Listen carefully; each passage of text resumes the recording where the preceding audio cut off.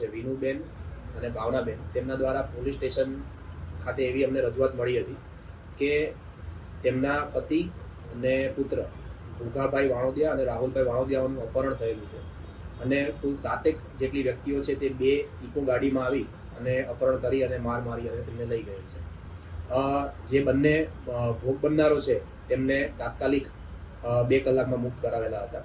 કુલ વિરમભાઈ તથા રામભાઈ અને દેવાભાઈ આ 3 આરોપી હાલ પોલીસ કસ્ટડીમાં છે અને અન્ય આરોપીઓને ઝડપી પાડવા માટે પોલીસે ટીમો બનાવી છે. વિનુબેન અને ભાવનાબેન, તેમના દ્વારા પોલીસ સ્ટેશન ખાતે એવી અમને રજૂઆત મળી હતી કે તેમના પતિ અને પુત્ર ભૂખાભાઈ વાણોદિયા અને રાહુલભાઈ વાણોદિયાનું અપહરણ થયેલું છે અને કુલ 7 જેટલી વ્યક્તિઓ છે તે 2 ઇકો ગાડીમાં આવી અને અપહરણ કરી અને મારી અને તેમને લઈ ગયેલ છે.